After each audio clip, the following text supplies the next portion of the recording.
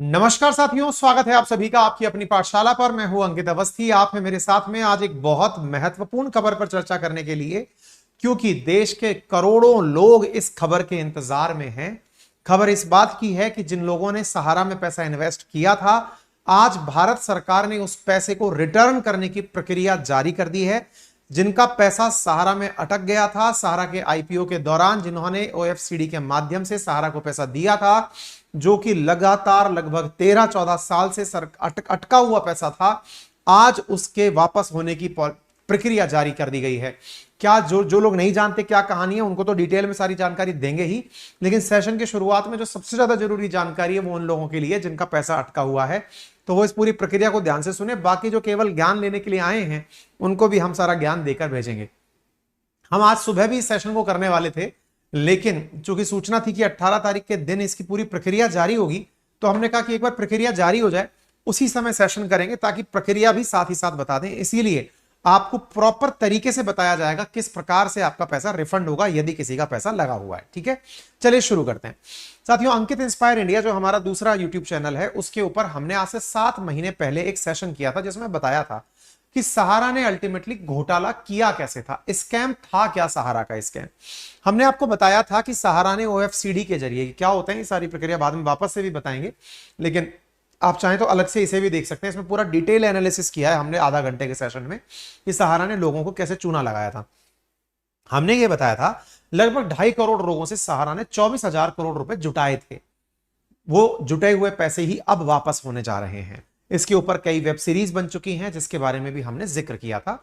हमने ये बताया था कि ये कितना वैल्यूएबल आदमी हुआ करता था सुब्रत राय सहारा, जिसके सब तरह मतलब हर क्षेत्र में, चाहे फिल्म स्टार्स हों, चाहे उद्योगपति हों, चाहे विदेशी राजनेता हों, उनके साथ इसके संबंध थे। सुब्रत राय सहारा एक समय पर मतलब क्रिकेट टीम का स्पॉन्सर भी हुआ करता था। ये सारी चर्चाएं हम ऑलरेडी कर चुके हैं। फिलहाल के लिए मूल मुद्दे पर आते हैं, क्योंकि हमारे पास इस तरह के तमाम मैसेजेस प्राप्त हो रहे थे जिसमें गुजारिश थी कि कृपया करके हमें प्रक्रिया बताइए कि पैसा कैसे वापस मिलेगा। तो चलिए बताते हैं। गवर्नमेंट ने हाल ही में एक पोर्टल लॉन्च किया है स्मॉल टाइम इन्वेस्टर्स को, जिन्होंने सहारा ग्रुप की कोऑपरेटिव सोसाइटीज में पैसा इन्वेस्ट कर रखा था। देखिए, यहां पर मैं एक चीज आपको याद दिला दूं। अमित शाह के बारे में आप जानते हैं, देश के गृह मंत्री हैं, लेकिन वो कोऑपरेटिव मिनिस्टर भी हैं, सहकारिता विभाग के मंत्री भी हैं। और सहकारिता विभाग ने ही यह काम करने का शुरुआत किया है, यानी कि कोऑपरेटिव सोसाइटीज में जिनका पैसा फंसा था वही पैसा अब निकल आएगा। इसलिए यह कार्यक्रम शुरू किया गया है। इसका नाम क्या है? CRCS सहारा रिफंड पोर्टल। क्या है ये, कितने दिन में पैसा मिलेगा, कौन से 15 स्टेप है जो फॉलो करने हैं, आज के सेशन में मैं ये बताऊंगा कि जिन्हें पैसे वापस करवाने हैं वो कौन सा प्रक्रिया फॉलो करें, कैसे वो प्रक्रिया पूरी करें, क्या क्या कर सकते हैं, सारी जानकारी मैं आपको आज के सेशन में देने वाला हूं। 45 दिन में आपका पैसा वापस कैसे आएगा, ये सारी जानकारी मैं आपको दूंगा। ठीक है, तो देखिए, सरकार के द्वारा, अमित शाह जी के द्वारा launch of CRCS Sahara refund portal and press briefing सुबह 11 बजे 18 जुलाई 2023 को, आज ही के दिन यह कार्यक्रम किया गया।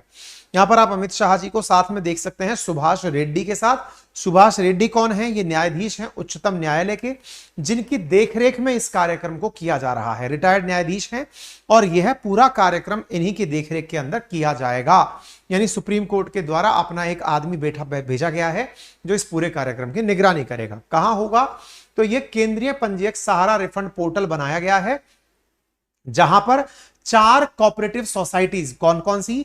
सहारा credit cooperative society limited Lucknow, Saharayan universal multipurpose society limited Bhopal, Humara India credit cooperative society Kolkata और stars multipurpose cooperative society Hyderabad.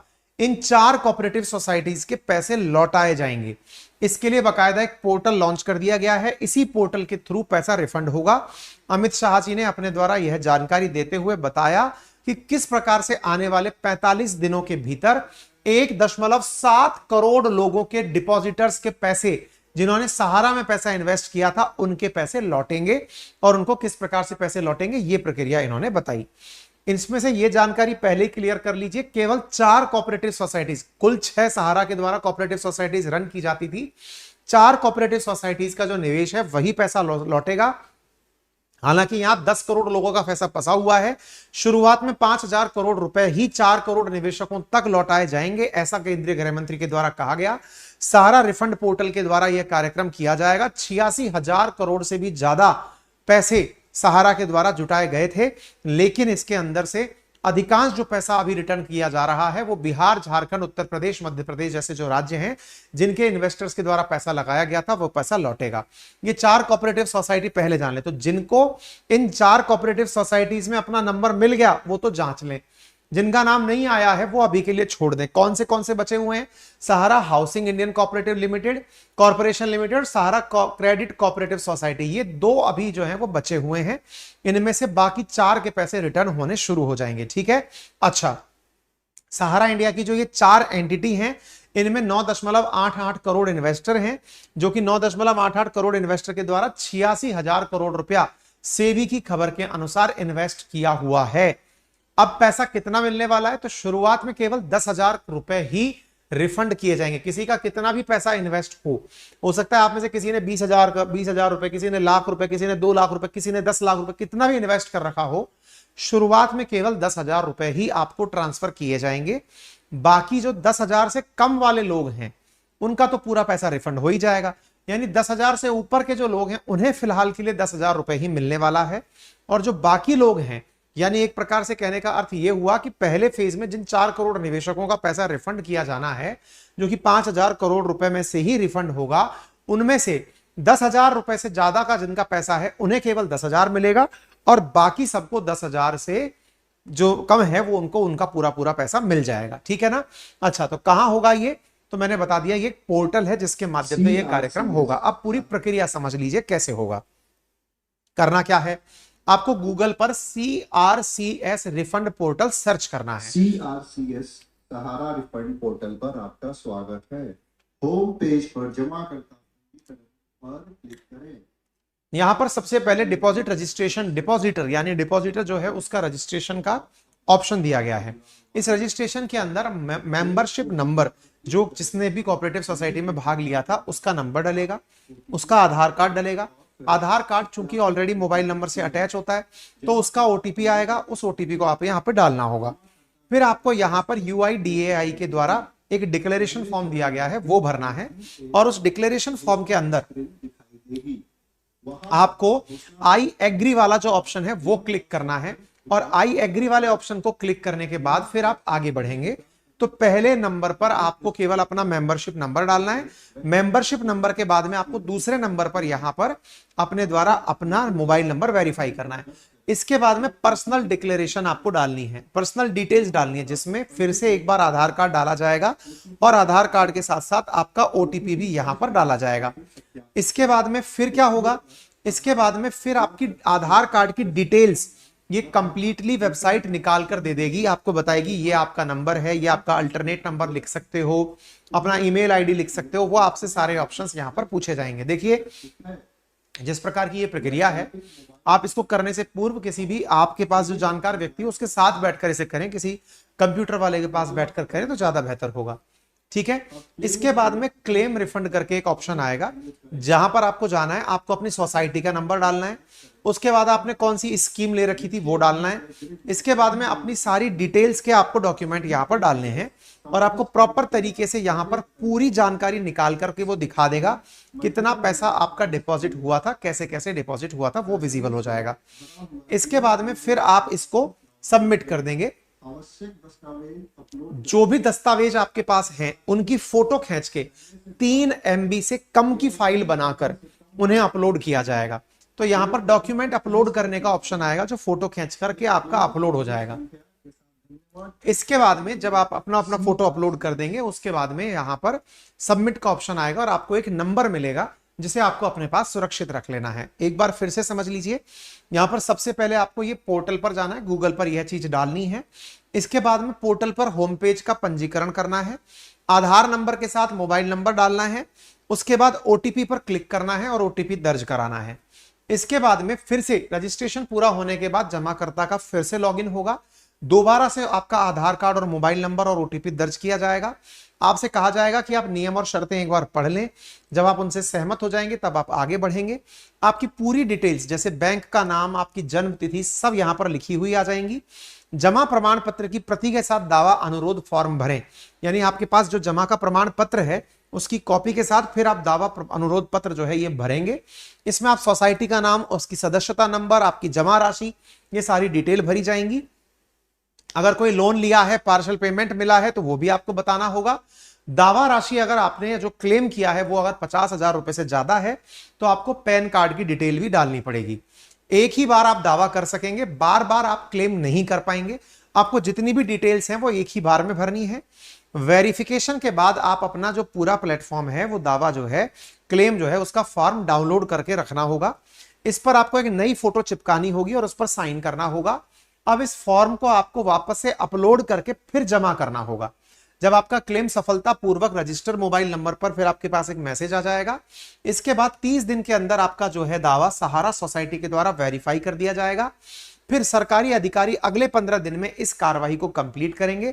दावा अप्रूव होने पर राशि सीधे आपके आधार कार्ड से जो जुड़ा हुआ अकाउंट नंबर है उसमें पहुंच जाएगी। इसका मतलब यह हुआ कि यदि आपको यह फॉर्म फिल करना है तो ऐसी स्थिति में आपको सबसे पहले सदस्यता संख्या भरनी होगी। आपके पास में जमा खाता संख्या होनी जरूरी है। आधार कार्ड से जुड़ा हुआ मोबाइल नंबर होना जरूरी है। जमा प्रमाण पत्र यानी कि आपके पास जो पासबुक है जिससे आप पैसा जमा कराते थे वो पासबुक होना जरूरी है। और पैन कार्ड होना जरूरी है जिसमें कि 50,000 रुपए और अधिक अगर आप पैसा रिफंड क्लेम कर रहे हैं तो आपका पैन कार्ड होना जरूरी है। आपके पास पैन कार्ड नहीं है तो क्या होगा, बनवा लीजिए। 50,000 रुपए से अगर आपको ज्यादा चाहिए, आपका क्लेम ज्यादा का है तो पैन कार्ड बनवाइए। क्या मोबाइल नंबर और बैंक अकाउंट होना जरूरी है? बिल्कुल, एक दूसरे से कनेक्टेड होना बहुत ज्यादा जरूरी है। बैंक अकाउंट से आधार सीडिंग की जांच कैसे करें? आपका आधार कार्ड जुड़ा हुआ है बैंक नंबर से या नहीं जुड़ा हुआ है, तो इसके लिए आप UADII की वेबसाइट पर जाकर चेक कर सकते हैं। क्या जमाकर्ता को एक ही दावा प्रपत्र में सारे डिपॉजिट की डिटेल देनी है? जी हां, सारे की सारे एक ही बार में भरने हैं। इसके बाद क्या दोबारा दावे जोड़े जा सकते हैं? क्या बिल्कुल नहीं जोड़े जा सकते। एक ही बार में जो हो गया वो फाइनल है। आप एक ही बार क्लेम कर सकते हैं जितना करना है। क्या इसके बाद पता चल जाएगा कि हमारा फॉर्म सफलतापूर्वक कंप्लीट हो गया? क्या बिल्कुल, क्योंकि आपको एक रसीद संख्या मिलेगी। कितने दिन में पैसा वापस आ जाएगा? तो जो आपने क्लेम किया है, हो सकता है आप ज्यादा क्लेम कर दें। ऐसी स्थिति में सहारा की जो सोसाइटी है वो कंफर्म करेगी कि हाँ साहब इनका इतना क्लेम है। फिर वो 30 दिन में वो वेरीफाई करेंगी, 15 दिन में सरकारी अधिकारी वेरीफाई करेगा और आपके अकाउंट में 45 दिन के अंदर जो आपके मोबाइल नंबर और अकाउंट से जो आधार से जुड़ा हुआ नंबर है वहां पर आपका पैसा पूरी तरह से रिफंड हो जाएगा। ठीक है।